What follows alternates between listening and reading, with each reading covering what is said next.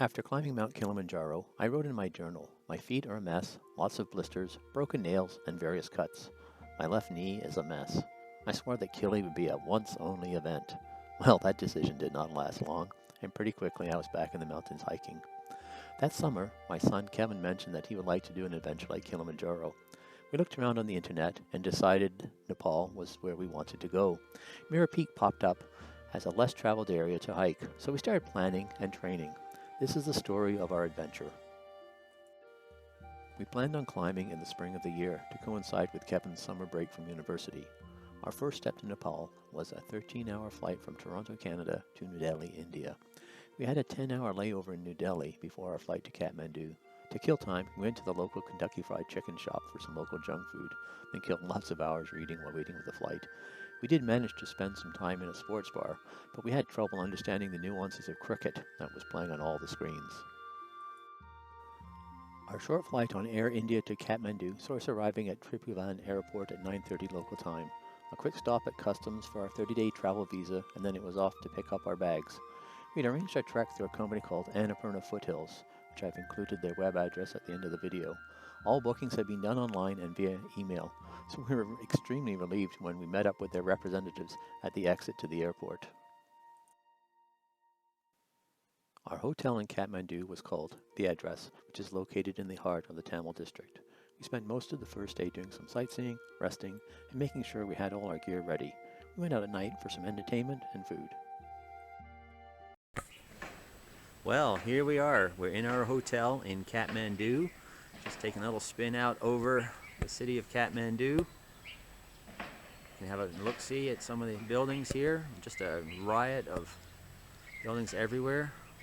There's Kevin. He's found some ants.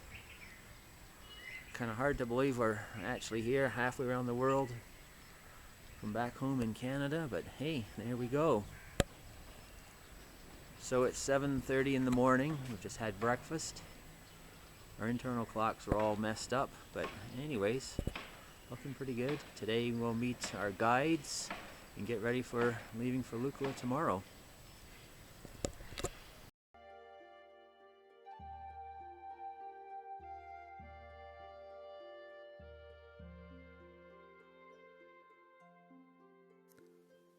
On our second day in Kathmandu, we met up with our representatives from Annapurna Foothills. We went over the itinerary, filled out a bunch of paperwork, and met with our lead guide, Dawa. We then went out and rented our down sleeping bags and cold weather jackets. It was $50 for a great set of down gear and worth every penny. In the evening, we were treated to a dinner and some local culture. Yes, we had our first dalbat.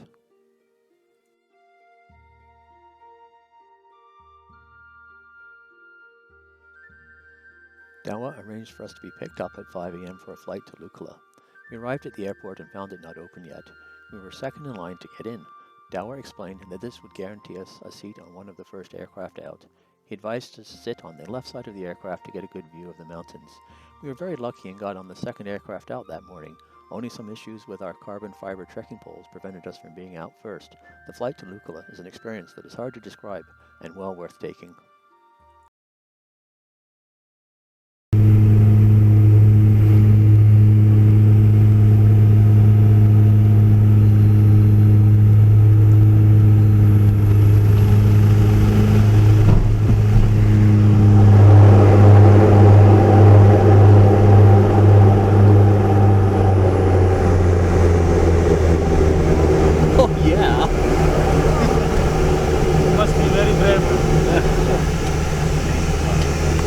We stopped for breakfast and met up with the rest of our team. This consisted of Dawa, our lead guide, Nawang, our climbing guide, and Chitra, our porter. We had tea, got to know each other a bit, and off we went, heading for our destination for the day, Payan. We came across several mule trains along the trail. These were carrying all sorts of supplies to Lukla and beyond. At first they were kind of annoying as they made a traffic jam, but after a while we found them a good excuse for a break. Our first night was in the village of Payan. Our tea house for the evening was simple, clean, and had a hot shower. Kevin favored the cold mountain water for cleaning up. The beds were just a sheet of plywood and a foam mattress. Both Kevin and I were awoken at 3 a.m. to the incredibly loud sound of thunder. We had a crazy storm overnight, and this would not be our last one. Morning saw the skies clear and cooler temperatures. Along the way, we stopped at many low-rise walls to rest. These are perfect height to drop your backpack on. Day 4 and our second day on the trail saw us head to the village of Sibuje. So after breakfast of pancakes, we headed out. This turned out to be a lot harder day than expected. It was hot and we saw a fair elevation gain.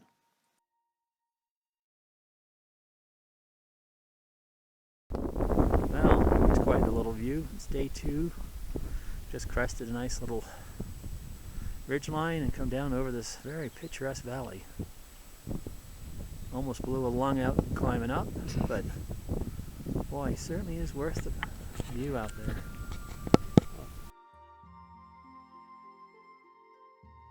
Along the way, we visited a lot of toilets. I took some pictures of them, figured they might make a great calendar for some of my friends back home.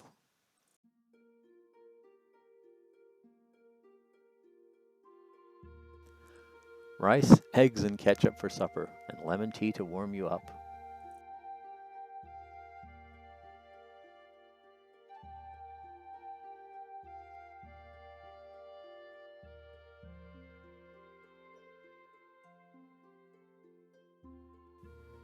We stopped at the monastery at Sibuje. It was at the top of several hundred steps.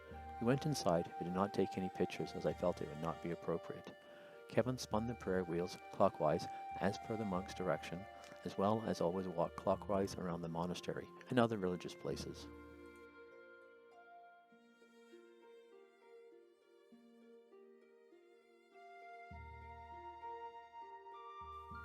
We stopped at a waterfall to rest, clean up, and have a snack of yak cheese. That cheese was fantastic and would soon become a favorite of ours.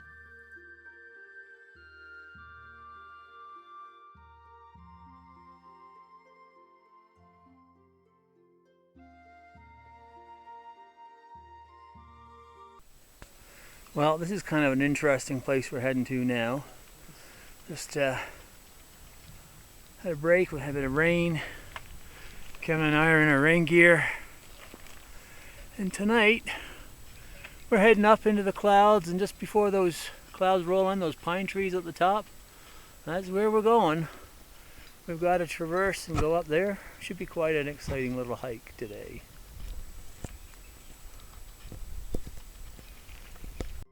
It rained for much of the afternoon, pretty much until we reached the Mera View tea house. While not a difficult trek, the rain made it a bit of a slog. Even our guides were happy to get out of it. The night at Mera View saw another round of thunderstorms, though not enough to keep us awake. Both Kevin and I were pretty tired from the previous day's hike. The morning was clear, and we got some great views of Mera Peak. There was fresh snow up on Mera. After breakfast, we set off for Chetra-Kola. There are no switchbacks on the Nepal flats, always straight up and then straight down.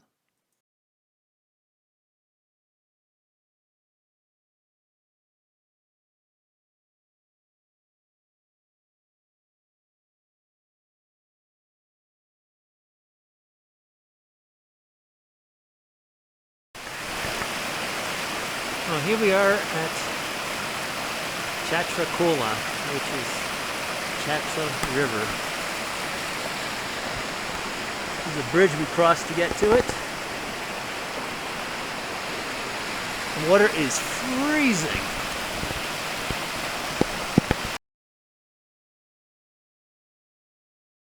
The tea house at Chetra-Kola was a great place to stay. A very small tea house, but a fantastic location. We saw several monkeys in the forest up the river from the tea house. Day 5 on the trail saw us head to Kote. This would bring us to the joining of multiple trails that led to Mera Peak. We would run into other climbers for the first time in several days at Kote.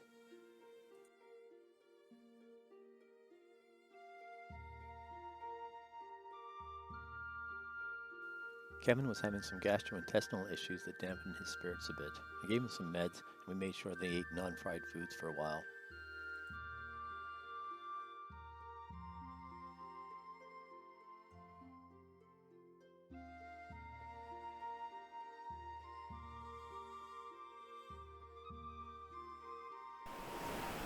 Well, we're starting to get close. This is the river that comes from the Mera Glacier.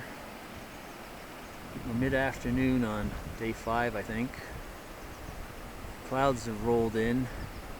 seems to happen pretty much every day. Yeah, it's kind of cool. And there we go, Mera River.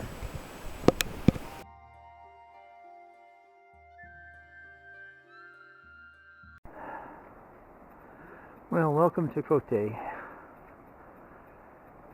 Morning of the 13th. Everyone's just packing up, getting ready to head out on the trail.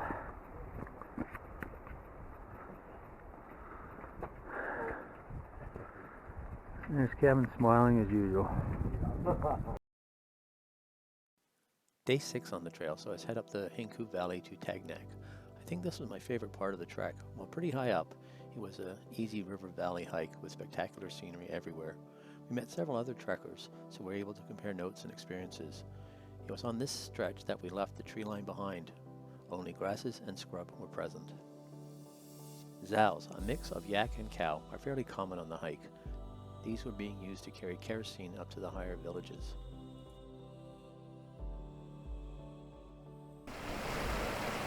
Well, here we are in the Hinku Valley. This is a stream that comes down from Mera. It's quite chilly today. Clouds have rolled in a little earlier than normal, but it's kind of cool. 360 degrees. I'm gonna put this coat on. And there we go.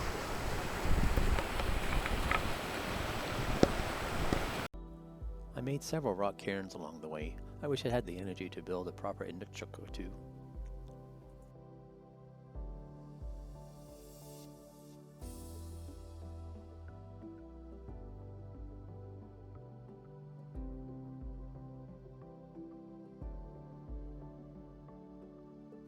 Most of the tea houses were very empty, with only 1 or 2 guests staying there. This was surprising as it was May and supposedly part of the busy season.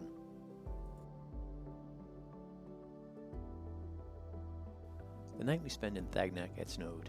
This should not have been a problem, but I left my socks outside on the railing, hopefully to dry, while they were snow covered and frozen solid in the morning. Fortunately, I had a second pair in my pack. So leaving Tagnak, saw Kevin trade in his shorts for long pants. He declared him being warm in just shorts. Snickers and Mars bars were a welcome treat to supplement the Delbat we were eating.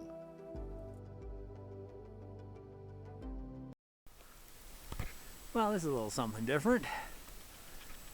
Just a little snow shower to kind of take the edge off. Just had lunch and we're heading up to Cote. It looks like the Highlands of Scotland here, although we're a hell of a lot higher. Kari was the highest village that we stayed in. Surprisingly, all the tea houses there had relatively reliable electricity. This was sourced from a small hydroelectric plant, so we were able to charge our phones, cameras, etc. The rooms were always cold, and I don't think we ever really warmed up. Kevin spent most of his time in his sleeping bag. Okay, welcome to our room in Kari. There's my life-saving sleeping bag, which is awesome. It's kept us warm every night. There's Kevin, looking a little frozen. He's got the same sleeping bag as me, so we've had an interesting day. We'll just go have a quick view out the window. This is about what we've seen all day, which is snow. We've been hiking through snow flurries pretty much all day. We're at just over 5,000 meters now, and the shaking is because my hands are frozen. Anyways, welcome to Kari. We'll do a walk around in a little bit.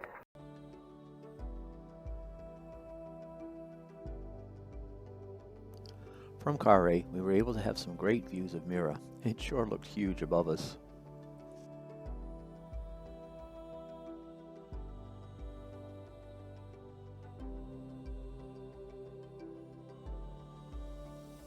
We spent a rest day in Kari. We used the time there to rest and practice our ice and rope work. We rented boots and crampons to go with them. This was a huge mistake, as they did not fit well and were incredibly uncomfortable. If we ever do something like this again, we'll make sure and have our own boots and crampons. While in Kari, I started developing a cough and chest infection. I was not feeling great, but decided to try for high camp anyway. The trip to high camp was broken up in 2 sections. First to base camp, spend the night there, then up to high camp.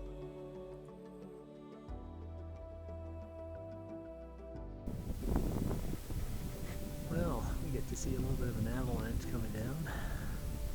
It's catching the end of it here. Quite a good noise when it comes down.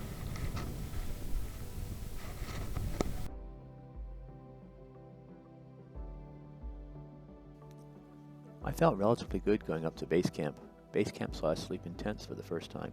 I must say the tents were warmer than the rooms in Carre. Well, here we are. Base camp for Mera Peak. There's Kevin. I'm not sure what he's looking over, but we'll just do a 360 degree. That's a little glacier up there. Our tent for the night. Dining tent. We came up through the gap up through there. You can probably find one of my lungs up there. And yeah, the clouds are rolling in, but all in all, it's pretty nice. Lots of snow. But in the bowl here, it's quite warm. The next morning we started up to high camp. We climbed for about 30 minutes, then reached Crampon Point, where we stopped and put on our crampons and clipped onto the fixed ropes. The weather was not great, with snow and clouds surrounding us. I don't think we have found a way if it were not for the ropes and flags planted in the glacier.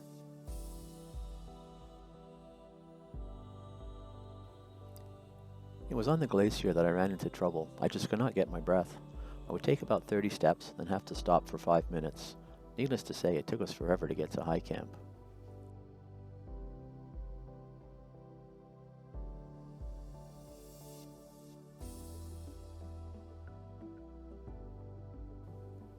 Once at high camp, I went immediately to our tent and collapsed. I knew at that point that my climb was over. I was running a fever and had no energy. Kevin and I discussed what to do. I convinced him to go on up and I would rest in camp. I'm not sure he was happy with that, but he agreed. He was in great shape. We had small bags of fruit snacks with us. Due to the low air pressure, the bags would pop and surprise us. At about 2 a.m., Kevin and Noan got ready and took off for the summit. I staggered out and watched them head up. This was not a great moment for me, but I was so proud of Kevin. Kevin returned later in the morning. He had not summited, but had stopped about 200 feet from the top. His ill-fitting boots and the cold had caused him some considerable discomfort. He had lost feeling in some of his toes. He made the correct decision to come down. I'm amazed at his maturity in not going too far and causing serious damage to his feet. We got him warmed up in the tent and then rested for a couple hours. He shared these great sunrise pictures. This is Kevin resting in our tent after his summit attempt. We would later learn that while we were up at high camp, a porter and a climber from another group on Mera had died. One up on the mountain and the other while descending to Cote.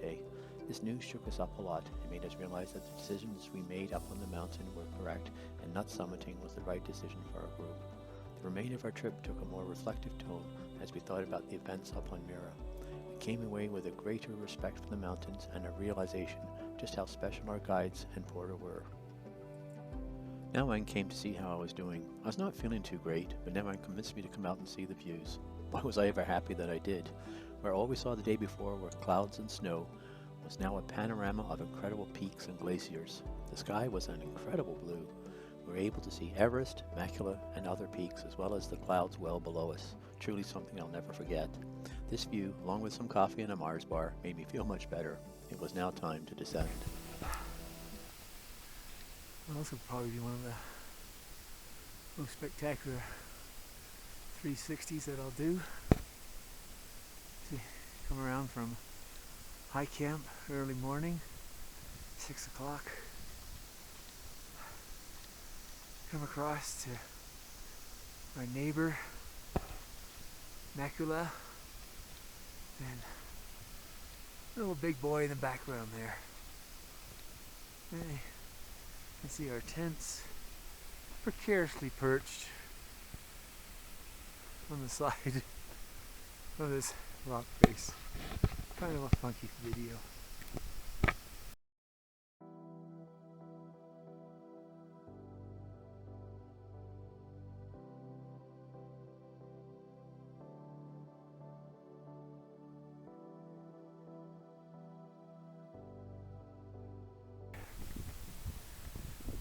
Just a little panorama shot of the biggest mountains on the planet.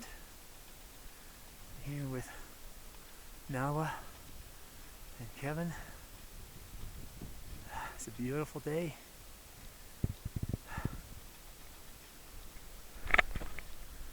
Stumbled a bit because I can't breathe. And obviously,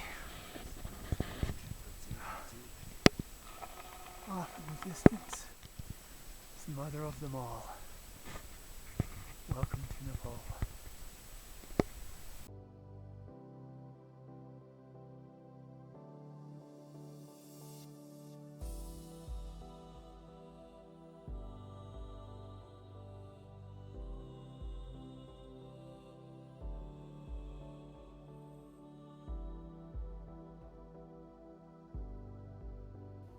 It took us only 4 hours or so to descend to Kare. What a difference from the 2 days it took us to reach high camp.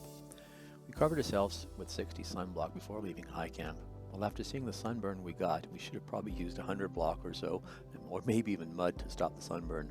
Both of us were pretty red. After a much needed rest in Kare, it was time to head back to Kote.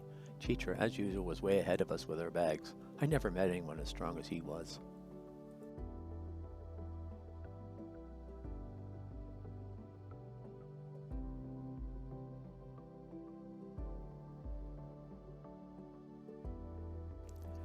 Kevin snapped this picture of me somewhere in the Hinku Valley. I was tired, running a fever, and gastrointestinal issues.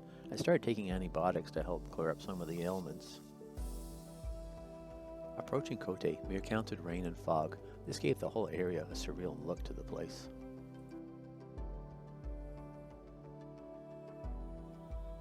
While having supper in our tea house in Kote, we spoke with other travelers about the route back to Lukla. They indicated that all flights to Lukla had been cancelled for days and that there was a huge backup of trekkers waiting to fly out. Dawa told us that there was a route that we could take that would lead us to a road, and then we could catch a jeep back to Kathmandu. After much discussion, we decided to take this option. Namang indicated that he would be heading back to Lukla to hand in our trekking permits, and that Dawa and Chitra would take us out.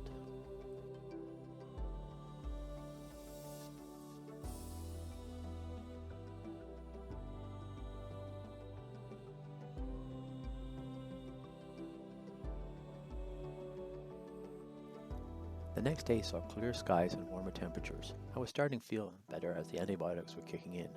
Our route took us out through many rhododendron forests that were in full bloom. It was a beautiful hike while we were still in the valleys.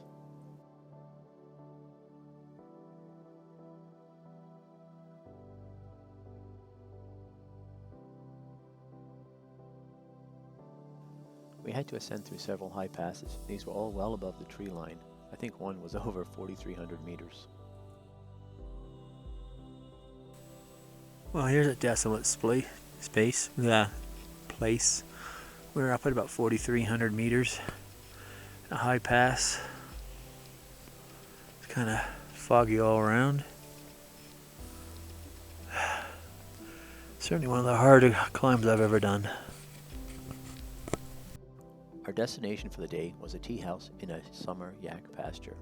While one of the colder places we stayed in, the food was excellent. Best fried potatoes ever. We spent the evening chatting with a photojournalist from England who was on his way up to Mera.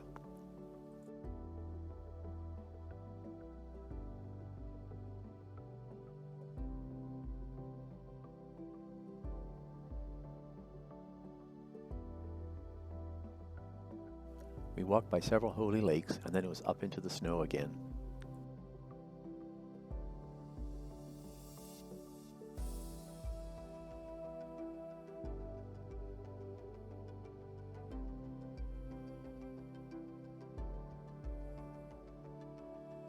Some of the ridges and rocks reminded me of gargoyles that one sees at the top of medieval buildings. Kevin said I was just delirious and suffering from altitude sickness. What a joker.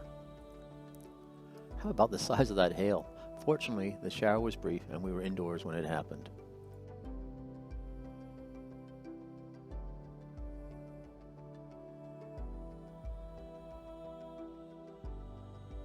After descending for much of the day, we arrived at our tea house for the night. We had to stop early as the rain was threatening again.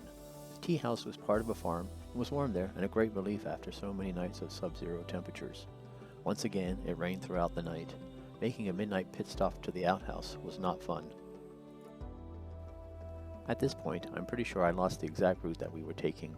I suppose I should have been more careful, but Adawa assured us that we were on the right route.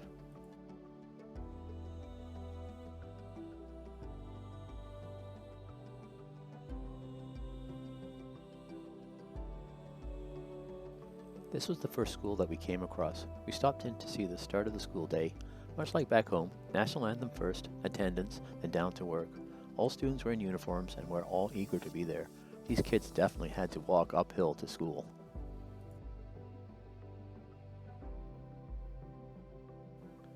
The only time I ever saw Adawa cautiously leave the trail was around these guys. He told us they were unpredictable and to stay away from them. Our route out took us through Chitra's home village. He invited us in to have lunch at his house. Kevin and I were incredibly touched by his kindness and allowing us to visit his home.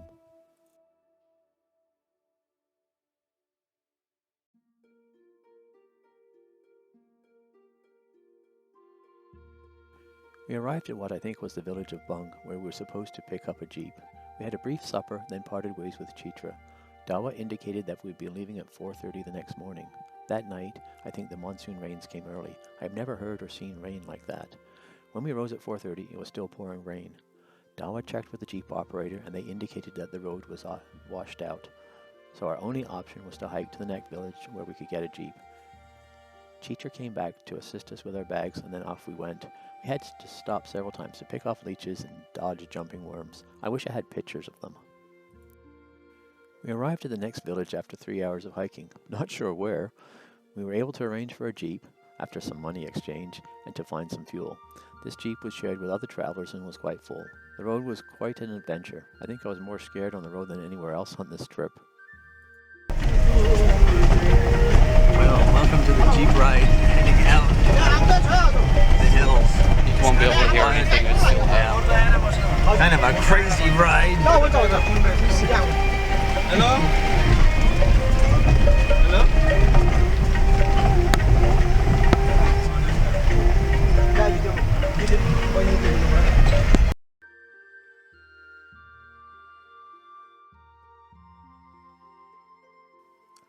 The jeep only took us so far, then it was back on foot. The road was washed out, so we had to pick up another jeep further down the road.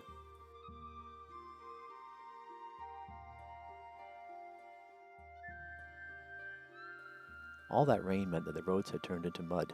Our jeep must have gotten stuck 4 or 5 times. We either dug it out, pulled it out, or had a tractor yank it out.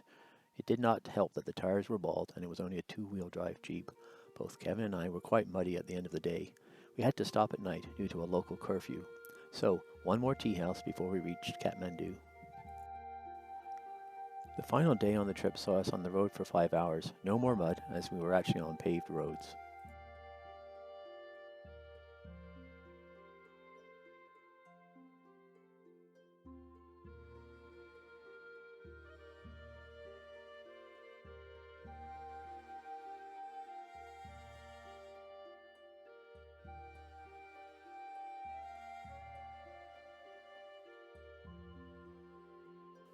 I took this picture of some wiring in Kathmandu. My job in Canada was supporting communications infrastructure. I felt my colleagues back home would get a chuckle out of the wiring rat's nest. Once back in Kathmandu, we went back to our hotel, the address, got cleaned up, and then met Dawa for our final drink and lunch. It was good to be back in a hotel with warm showers. That evening, Kevin and I went out and found a restaurant that served beef, had a wonderful happy hour with wine and good food. Several flights and 29 hours later, we were back in London, Canada. Both of us were a lot lighter than when we left. A trip like this only happens with the assistance of great people. The gang at Annapurna Foothills was superb in all the organization and logistics to make it happen. Our guides Dawa and Nawang were such great travel companions. I cannot say enough about Chitra our porter. He was such a great person to travel with. His easy smile, strength, and generosity was beyond belief. Kevin and my trip to Mera Peak was supposed to be just a bit of an adventure. It turned out to be a journey that bonded a father and a son together in an experience that will never be forgotten. There's so many stories on this trip that no one, except those that have done it, can really comprehend. The highs and lows of the trip, the occasional emotional outbursts, the taking in of scenery that in many places we have only seen in a National Geographic magazine, the people we met and the places we went will stick with us forever. This was a trip of a lifetime, at least until the next one.